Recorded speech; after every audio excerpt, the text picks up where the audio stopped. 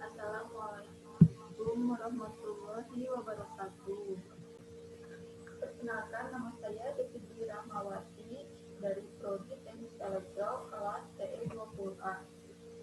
Mata kuliah pengukuran listrik.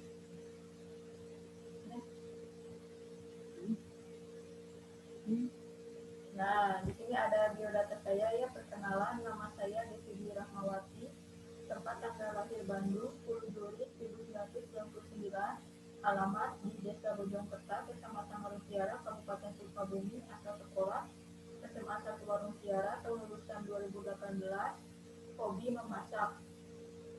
Moto, lawanlah apa yang tidak kamu inginkan, di situ kamu akan banyak mengetahui apa yang tidak kamu ingin ketahui.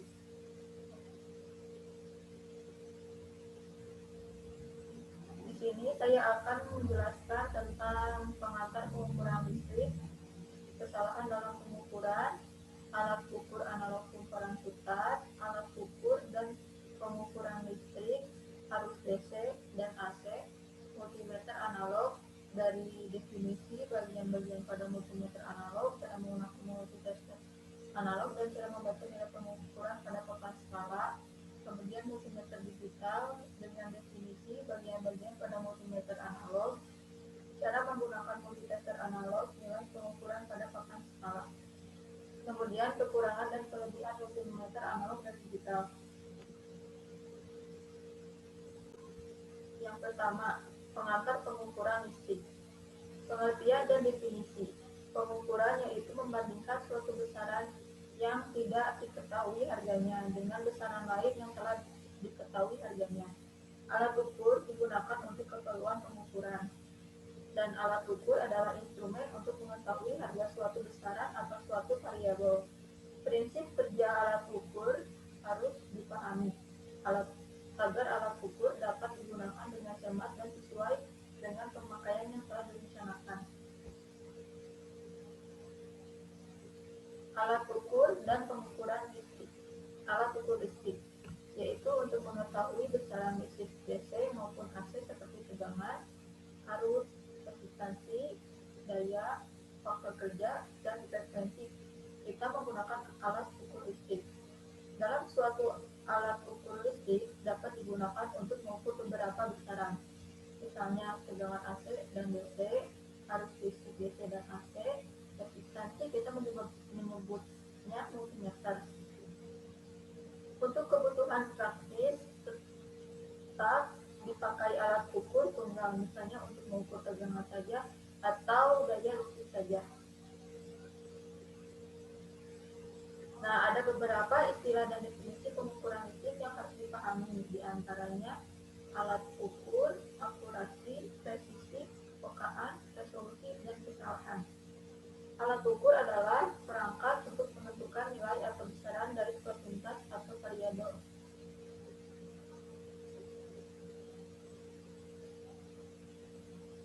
Nah, kemudian di sini ada sensitivitas, resolusi,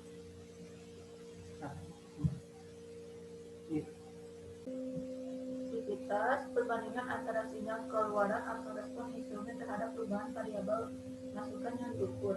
Kemudian ada resolusi, perubahan terkecil pada nilai yang terukur dari respon suatu instrumen. Kemudian ada kesalahan, yaitu angka penyimpangan dari nilai sebenarnya variabel yang diukur. Kemudian ada ketelitian, harga terdekat suatu pembacaan instrumen dari variabel yang diukur terhadap harga sebenarnya, sehingga tingkat kesalahan pengukuran menjadi lebih kecil. Ketelitian berkaitan dengan alat ukur yang digunakan pada saat pengukuran. Kemudian ada ketepatan, precision, tingkat kesamaan nilai pada kelompok pengukuran atau sejumlah nilai di mana pengukuran dilakukan secara berulang-ulang dengan instrumen yang sama. Dalam hal ini yang harus diperhatikan adalah cara melakukan pengukuran. Nah, di sini ada besaran dan satuan panjang meter, massa, dan kilogram, disebut kb ya tulisannya. Massa, besaran pokok panjang yaitu meter, massa kilogram, waktu, second, arus listrik, ampere, temperatur, Kelvin, intensitas cahaya, pembelah, substansi mol. Adapun besaran-besaran tambahan adalah sudut bidang datar radian, sudut bidang bola steradian.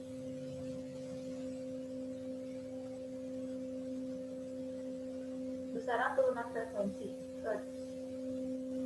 Ada gaya Newton, tekanan Pascal, energi Joule, daya watt, muatan listrik Coulomb, beda potensial.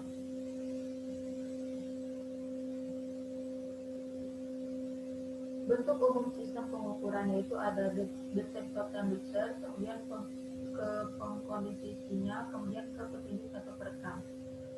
Yang pertama ada detektor atau transducer, yaitu mendeteksi besaran fisik dan melakukan transformasi secara mekanik atau listrik sehingga sinyal bisa diolah pada tahap berikutnya.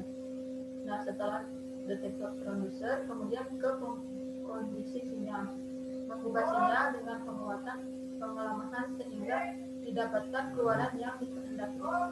Kemudian ada yang ketiga yaitu petunjuk atau perekam, menunjukkan, merekam, atau menampilkan variabel yang diukur.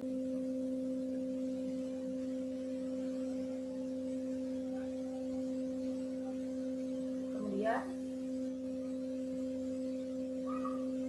ada kesalahan dalam pengukuran, yaitu kesalahan sistematik, kesalahan umum, kasar, blunder, atau kesalahan acak. Nah, yang pertama ini adalah kesalahan umum, kesalahan kasar, disebabkan oleh kesalahan manusia. Contohnya mengukur jarak tempuh, jarak tempat. Nah, ini ada mobilnya di sini. Ceritanya kita ini mau mengukur dari titik A ke B, tetapi karena ada kesalahan dari manusia, dari kita sendiri, yaitu menghitungnya itu dari titik B sampai D. Jadi yang titik A ke B ini tidak dihitung, jadi ini merupakan kesalahan juga dalam pengukuran jarak tempuh. Kemudian untuk mengukur gambar, ada contohnya untuk mengukur gambar balok, yaitu ini dari titik ke sini, ini berapa sentimeter, dari titik ke sini berapa sentimeter, karena baloknya ini tidak sama ya ukurannya, jadi ini juga termasuk dengan kesalahan. Kemudian ada kesalahan umum, kesalahan yang tidak bisa dihindari, contohnya mengukur volt baterai. Nah, di sini ada baterai yang akan kita ukur ya. Nah, ini unsur positif, unsur negatif, dan sini ada alatnya untuk mengukur.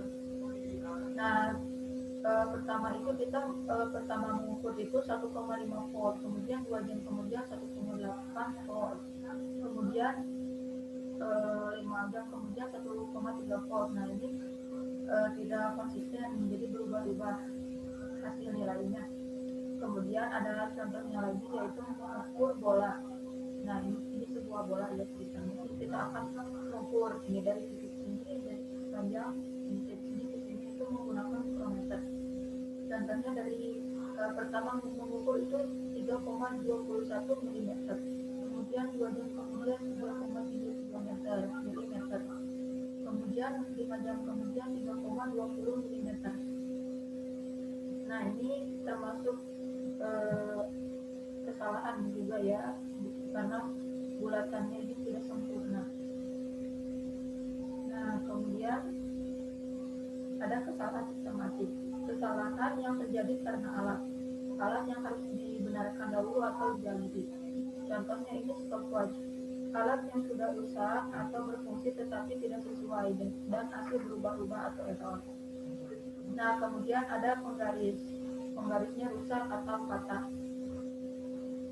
Nah, kemudian selanjutnya ada alat ukur analog kumparan putar. Definisinya yaitu alat ukur kumparan putar adalah alat pengukur yang bekerja atas dasar adanya suatu kumparan listrik yang ditempatkan pada medan magnet yang berasal dari suatu magnet permanen. Nah, di sini ada alat ukur analog kumparan putar. Secara garis besar, alat ukur kumparan putar terdiri dari yang pertama bagian yang bergerak.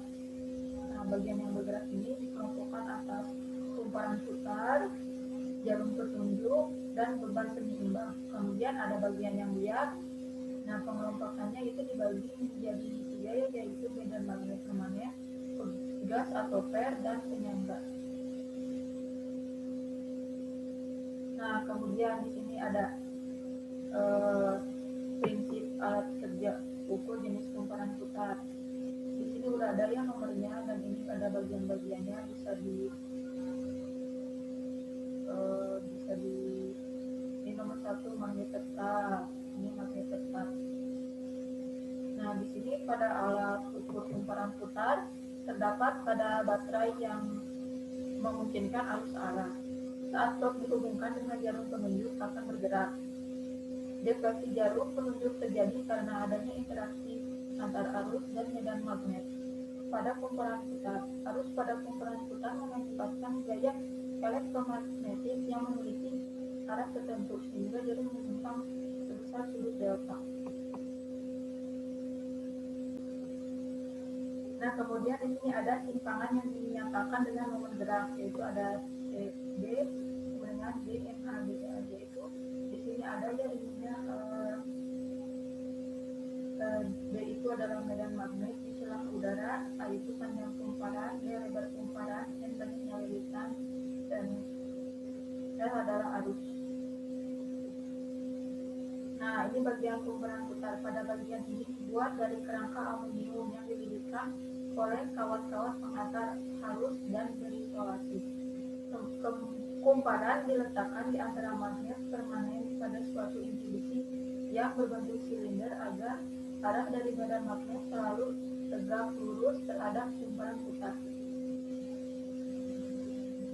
Nah, ini ada jarum penunjuknya ya, yaitu jarum penunjuk itu merupakan bagian yang menunjukkan besaran dari suatu hasil pengukuran.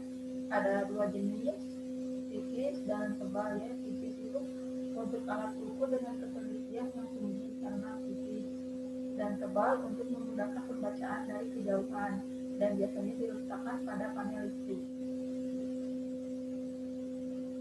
Nah, kemudian sebelum saya menjelaskan tentang analog, multimeter analog dan multimeter digital, pertama kita harus mengetahui dulu arus DC dan AC.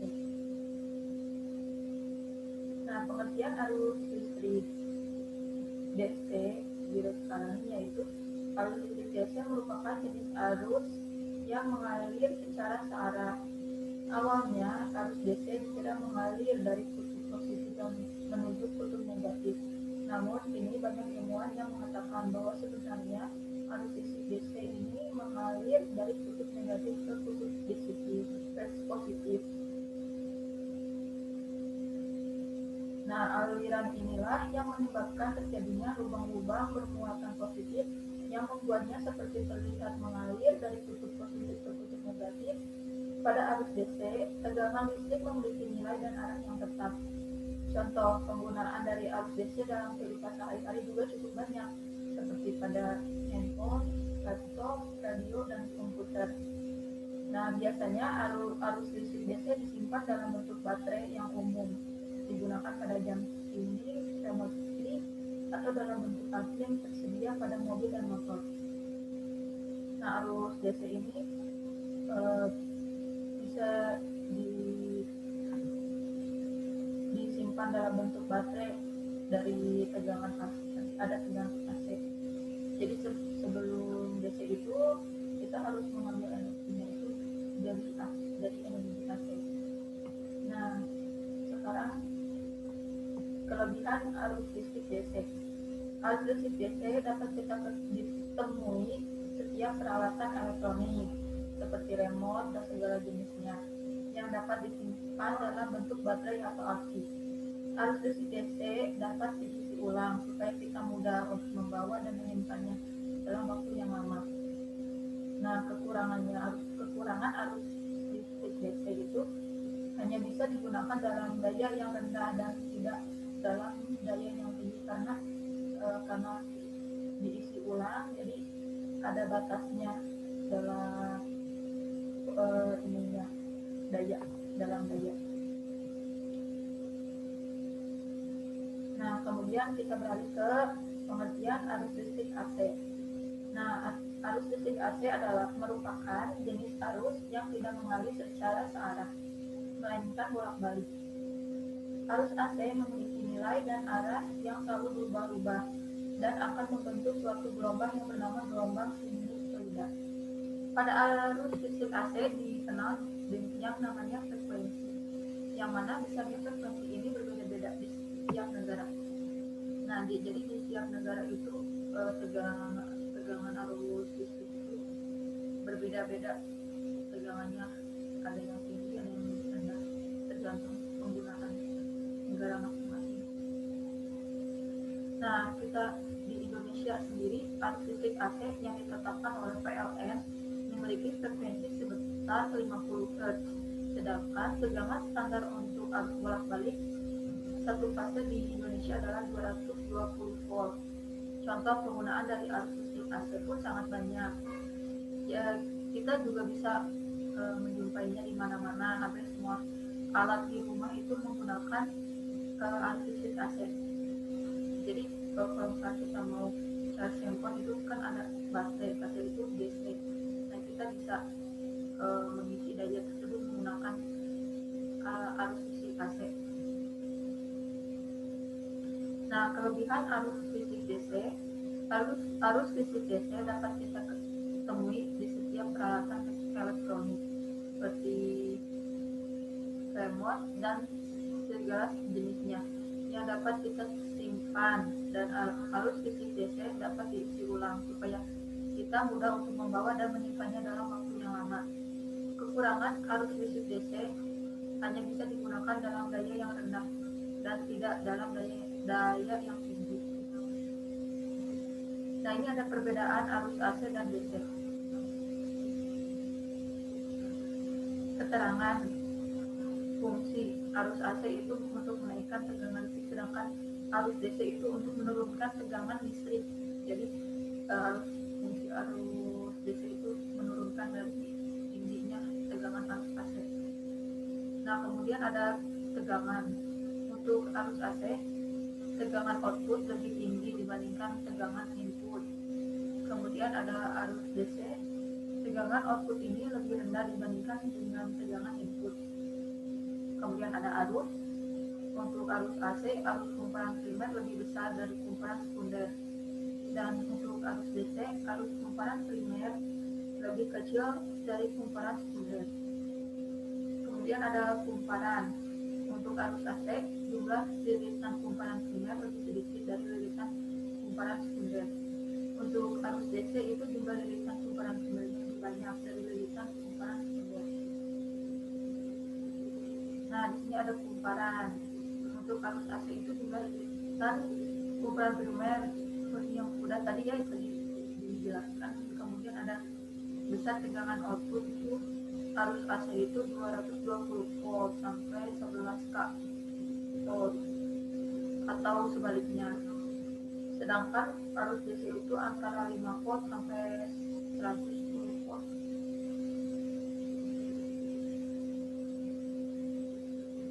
Kemudian saya akan menjelaskan tentang multimeter analog. Nah, di sini ada definisi atau pengertian dari multimeter analog. Multimeter adalah alat ukur yang dipakai untuk mengukur tegangan listrik, arus listrik, dan tekanan resistansi. Itu adalah pengertian multimeter secara umum. Nah, multimeter analog atau bisa disebut dengan multimeter jarum adalah alat pengukur besaran listrik yang menggunakan tampilan dengan jarum yang bergerak ke range yang kita ukur dengan probe.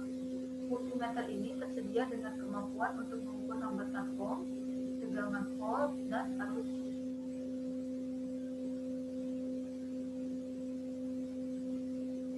Nah, di sini ada bagian-bagian pada multimeter analog. Di sini ada papan skala. Nah, di sini ada kaca, cermin, mirror. Kemudian ada jarum meter. Kemudian ada pengenalan jarum untuk mengatur jarum pada posisi 0 kiri. Nah, kemudian ada ini untuk mengenakan jarum. saat melakukan pengukuran hambatan. Kemudian ada selector sheet, ini range selector untuk memilih range atau batasan arus tegangan maupun hambatan yang akan diukur. Kemudian di sini ada kabel probe terminal kutub positif, dan di sini juga ada kabel probe yang hitam itu negatif.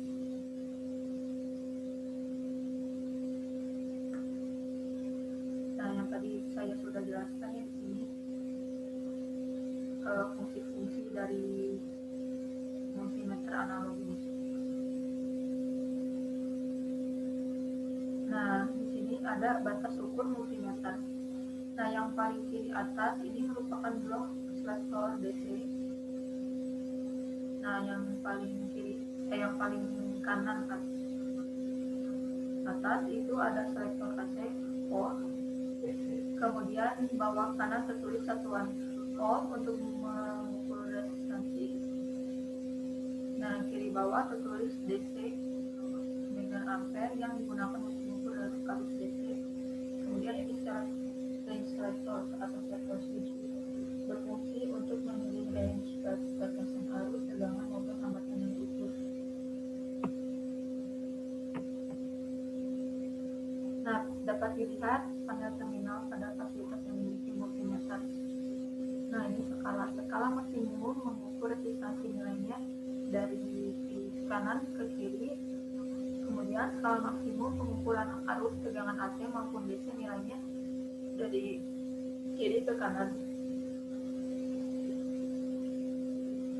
Nah, di sini ada multimeter analog. Multimeter salah satu meter analog yang banyak dipakai untuk pekerjaan kelistrikan di bidang elektronika.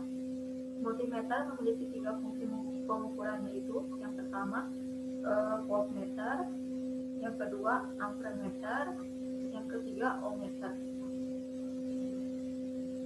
Dan ada batas-batas ukur tegangannya ya di sektor switch-nya bisa dilihat. Nah, kemudian di sini ada cara menggunakan multimeter analog dan cara pembacaan nilai pengukuran pada papan skala.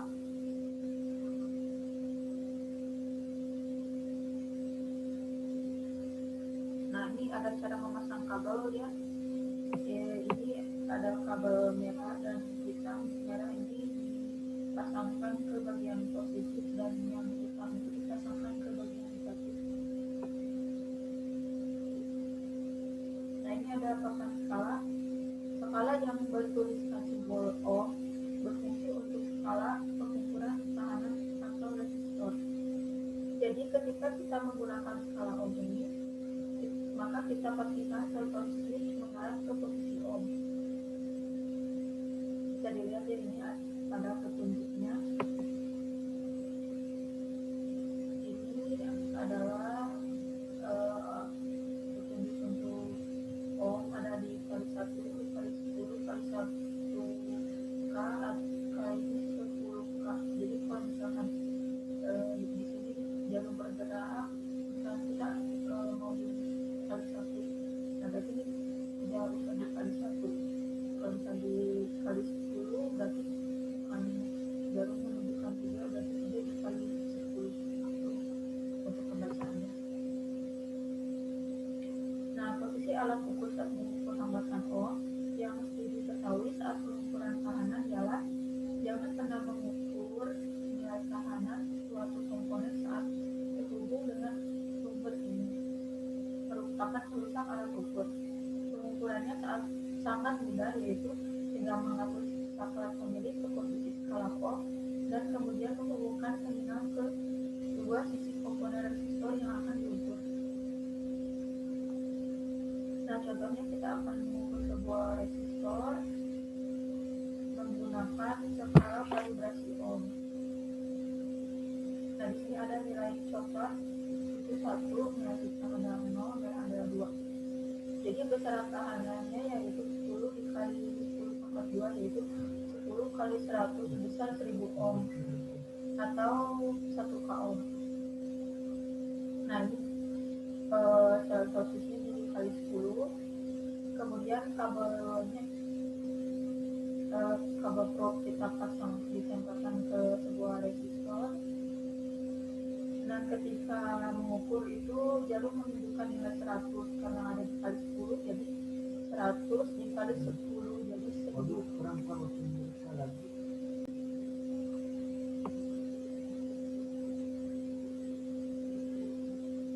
Nah, kemudian kalau misalkan kita skala voltasenya diubah ke kali 100, kemudian jarum menunjukkan ke 10, jadi pengukurannya yaitu 10 dikali 100 nilainya 1000 ohm, jadi sama aja nilainya, tergantung kita mau memilih dikali berapa, karena kalau resistor atau ohm itu nilainya kecil.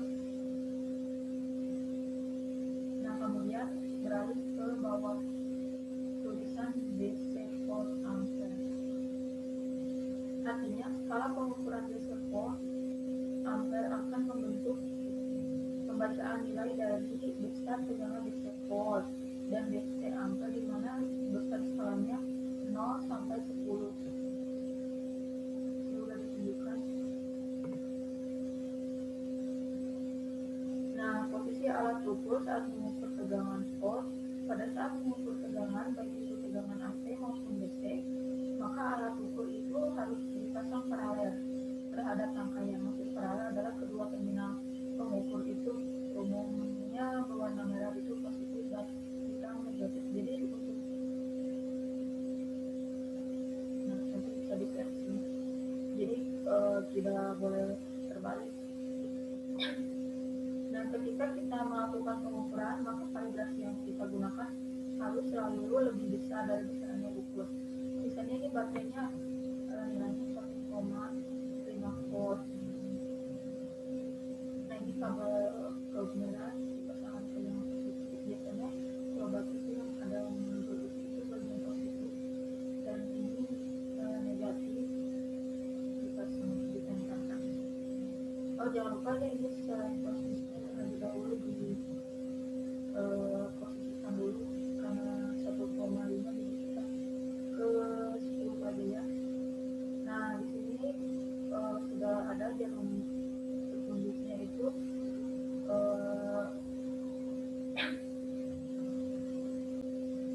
nah, di sini menunjukkan ya 1 lebih, ini ada berapa garis.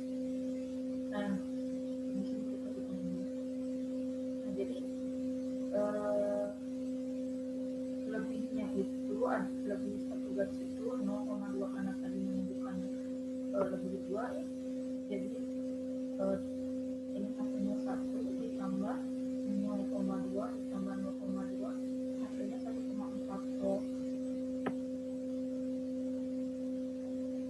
Nah, sekarang beralih ke AC volt. Nah, ini sudah ditunjukkan skala yang akan menghitung AC volt. Nah, selain ini yang warna merah ini kita bisa mengukurnya ini yang paling atas ya, yang warna hitam.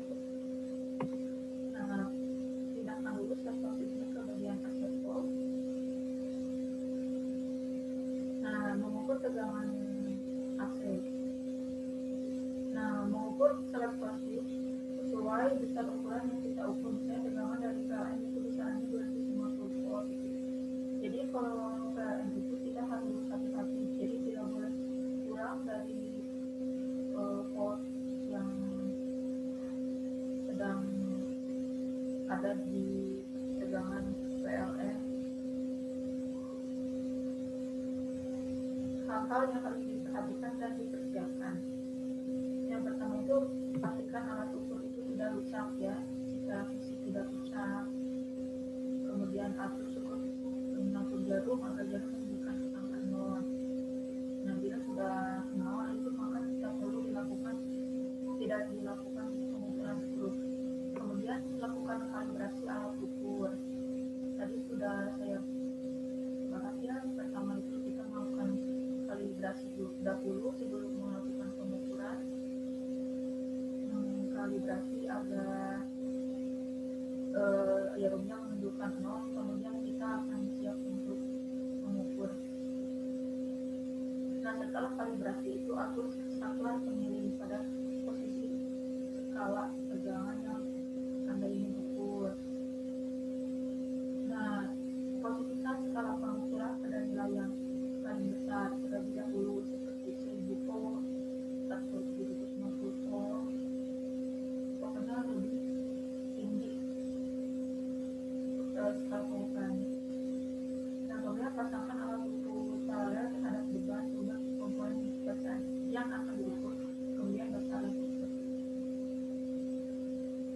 Nah, di contohnya kita akan mengukur sebuah tegangan PLN.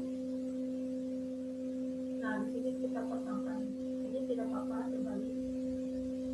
Nah, di sini kita ada nilainya itu menunjukkan nilai 200 lebih 3,5 garis, yaitu satu garis itu menunjukkan nilai 5 ya.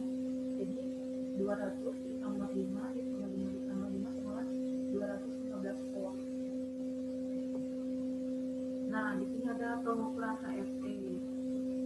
Untuk pengukuran HFE itu ada dikali 10 ohm. Nah, sebelum kita mempelajari alat pengukuran multimeter digital, kita harus mengetahui perbedaan multimeter analog dan digital.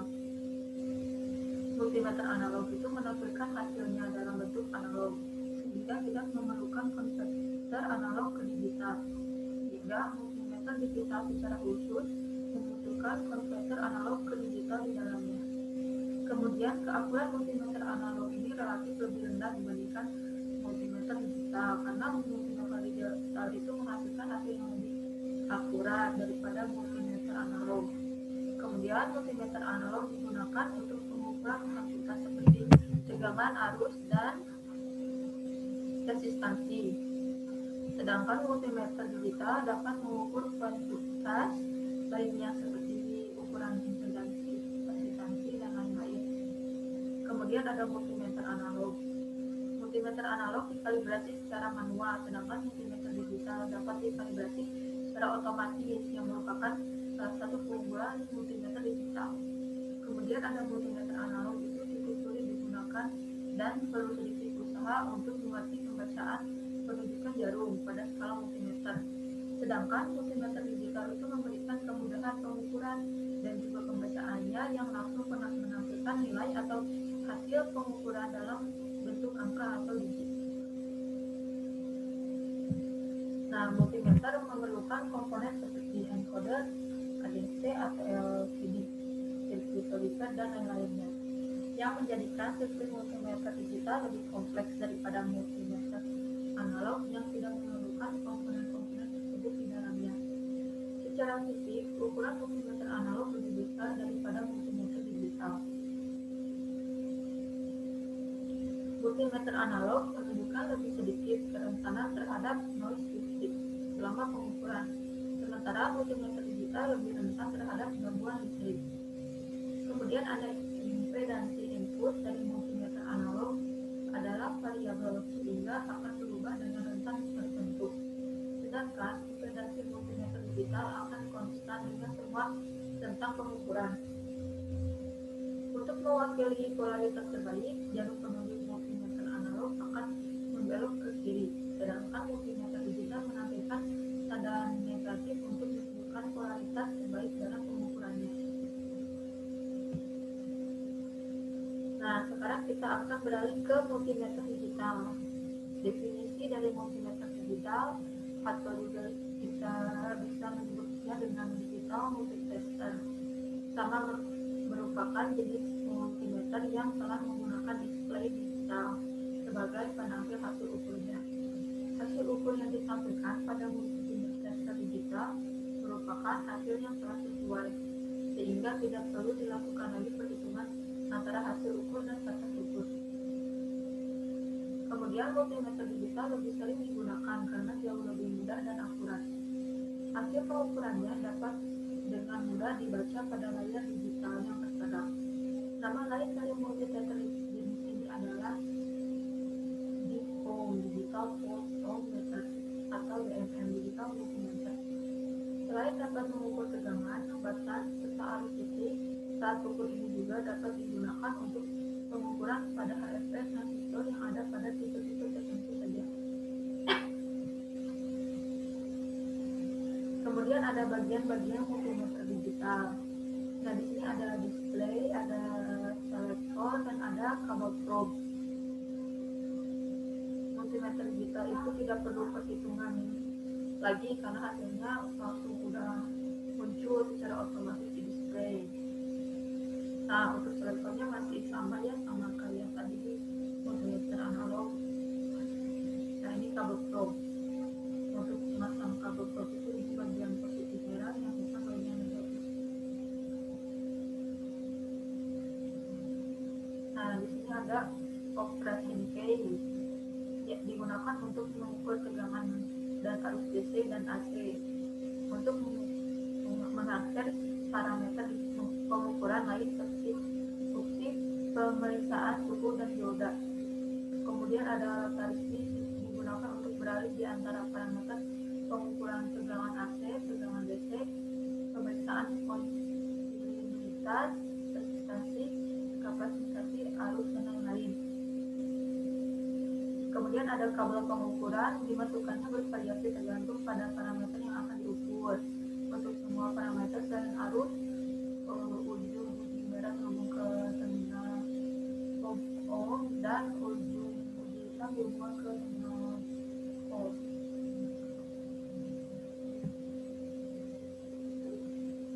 Sebelum melakukan pengukuran multimeter harus dilakukan kalibrasi terlebih dahulu.